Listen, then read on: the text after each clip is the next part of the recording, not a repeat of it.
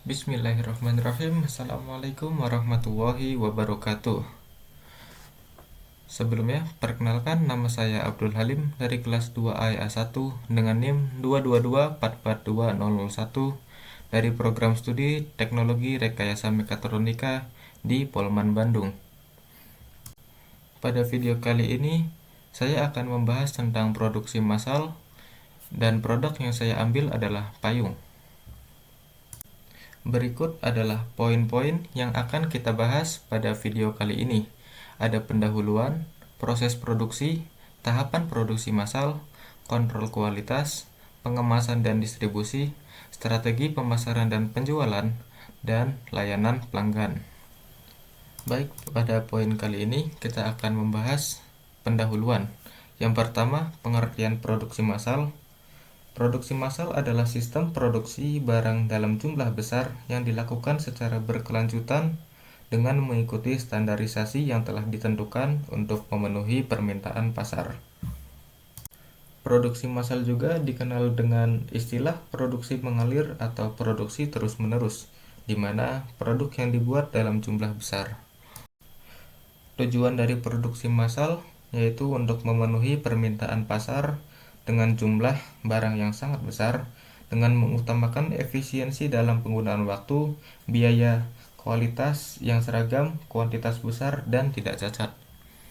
Latar belakang saya mengambil produk payung, yaitu payung menjadi penting dalam kehidupan sehari-hari, digunakan untuk melindungi badan, agar tidak terkena panas matahari atau hujan, memiliki peluang bisnis untuk diproduksi di daerah tropis. Seiring perkembangan zaman, permintaan payung berkualitas tinggi dan desain yang menarik semakin meningkat. Hal itu mendorong industri untuk berinovasi dalam proses produksinya. Proses pembuatan payung memiliki tahapan yang kompleks, mulai dari pemilihan bahan, desain rangka, hingga perakitan akhir. Bahan yang digunakan harus tahan air dan kuat dapat memberikan perlindungan maksimal. Selain itu, desain rangka payung harus kuat namun ringan sebagai kemudahan untuk dipakai dan mudah dibawa. Setiap tahapan produksi memerlukan ketelitian yang tinggi untuk memastikan kualitas produk. Berikutnya ada proses produksi.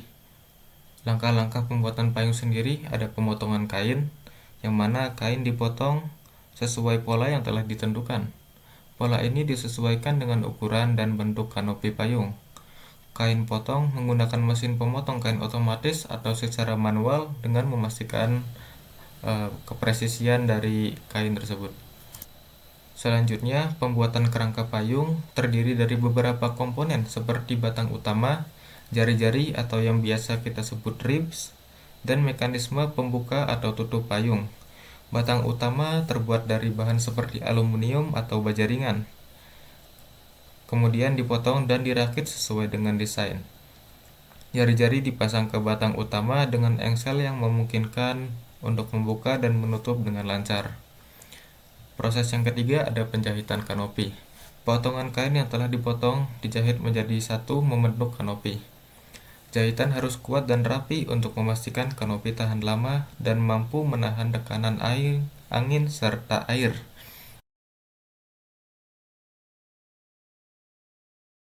Proses ini menggunakan mesin jahit industri untuk mengefisiensi dan kepresisian dari penjahitan kanopi. Proses keempat ada penjahitan dengan kerangka, yang mana kanopi telah dijahit kemudian disambung ke kerangka payung. Setiap kanopi dijahit atau dijepit ke ujung jari-jari kerangka.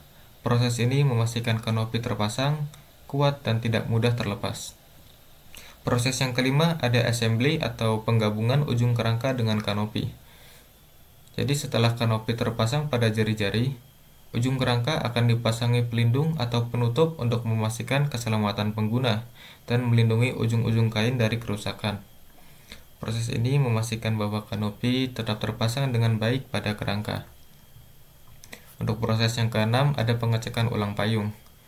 Jadi setiap payung yang melalui tahap pengecekan kualitas untuk memastikan tidak ada kecacatan atau kerusakan pada payung yang telah dibuat. Pengecekan tersebut meliputi pembukaan dan penutupan payung beberapa kali, memeriksa kekuatan jahitan, dan memastikan semua komponen berfungsi dengan baik. Proses yang ketujuh ada pengemasan atau kita sebut packing. Payung yang telah melewati pengecekan kualitas dikemas dalam kemasan yang kuat dan menarik untuk menarik konsumen. Pengemasan menggunakan kotak karton bergelombang atau bahan pelindung lainnya untuk mencegah kerusakan selama transportasi. Setiap payung diberi label produk dan informasi garansi. Dan proses yang terakhir yaitu pengiriman. Payung yang telah dikemas siap untuk dikirim ke distributor, toko retail, atau langsung ke konsumen. Proses pengiriman mencakup pengaturan logistik yang efisien untuk memastikan produk sampai tujuan dengan aman dan tepat waktu. Berikut adalah desain dari produk payung. Payung tersebut memiliki panjang 100 cm. Kemudian diameter kanopi saat terbuka memiliki lebar 120 cm. Pada pegangan payung tersebut memiliki panjang 15 cm dengan diameter pegangan 3 cm. Dan material gagangnya itu menggunakan plastik ABS dengan lapisan karet anti-slip. Kemudian pada kerangka payung menggunakan material aluminium atau fiberglass dengan kekuatan yang sangat terjamin, namun memiliki beban yang sangat ringan dengan jumlah rangka 8 dan diameter rangka 8 mm. Masuk ke poin tahapan produksi massal. Pada produksi awal memiliki tujuan untuk mempersiapkan infrastruktur dan tenaga kerja untuk produksi skala besar. Jadi langkah-langkah yang diambil mengatur mesin produksi, memastikan ketersediaan bahan baku, dan melatih staf produksi. Proses ini melibatkan penyesuaian produksi untuk efisiensi maksimal dan memastikan semua peralatan berfungsi dengan baik. Kemudian ada pelatihan tenaga kerja, menyelenggarakan pelatihan untuk pekerja mengenai proses produksi, penggunaan mesin, dan standar kualitas. Di pelatihan ini penting untuk memastikan bahwa setiap pekerja memahami perannya dan prosedur yang harus diikuti. Kemudian ada produksi batch awal, yaitu kita memulai produksi batch pertama sebagai uji coba untuk mengidentifikasi dan menyelesaikan masalah sebelum produksi skala penuh. Di batch ini digunakan untuk menguji keseluruhan proses produksi dan memastikan bahwa produk yang dihasilkan memenuhi standar kualitas. Di produksi skala penuh memiliki tujuan untuk menghasilkan payung dalam jumlah besar dengan konsistensi kualitas tinggi. Kemudian mempersiapkan teknologi dan mesin untuk meningkatkan efisiensi dan konsistensi, misalnya mesin otomatis untuk pemotongan kain dan perakitan rangka. Hal tersebut dapat mengurangi kesalahan yang dilakukan oleh tenaga kerja manusia dan meningkatkan kecepatan produksi. Kemudian ada poin pengawasan produksi. Hal ini dilakukan oleh tim pengawas yang melakukan inspeksi rutin untuk memastikan setiap unit yang diproduksi memenuhi standar yang ditetapkan. Ini juga termasuk pengujian kekuatan rangka, ketahanan air dari kain, dan keandalan mekanisme pembuka dan penutup payung. Kita masuk ke kontrol kualitas. Di sini produk payung yang telah selesai dibuat akan diuji dan disertifikasi. Jadi pengujian yang dilakukan untuk memastikan bahwa payung yang diproduksi memenuhi standar kualitas. Jadi kita mengecek uji ketahanan air, dilakukan untuk memastikan bahan kanopi mampu menahan hujan deras tanpa bocor dengan ketahanan minimal 1000 mm H2O. Kemudian yang kedua ada uji ketahanan angin, yang mana diuji di terowongan angin untuk memastikan dapat bertahan pada kecepatan angin hingga 60 km per jam tanpa kerusakan. Yang ketiga ada uji buka tutup menggunakan tombol, dilakukan hingga 1000 kali untuk menjamin mekanisme tetap berfungsi dengan baik setelah penggunaan berulang kali. Kemudian ada pengujian bahan non-toksik untuk memastikan keamanan pengguna. Kemudian ada pengujian perlindungan UV, melakukan pengujian spektrum UV untuk memastikan kanopi memiliki perlindungan UPF 50+. Dan semua hasil pengujian ini ditinjau oleh lembaga sertifikasi independen untuk memastikan sesuai standar industri dan memberikan kepercayaan kepada konsumen. Kita masuk ke pengemasan dan distribusi. Desain kemasan itu menggunakan material terluarnya karton bergelombang. Nah, karton ini memiliki kelebihan, kekuatan, dan ketahanan yang kuat dan mampu menahan benturan serta tekanan. Ideal untuk melindungi payung dari kerusakan selama transportasi. Kemudian, karton bergelombang ini memiliki berat yang sangat ringan. Meskipun kuat, karton ini bersifat relatif ringan yang membantu mengurangi biaya pengiriman. Kemudian bagian kemasan dalamnya itu menggunakan plastik polietilena.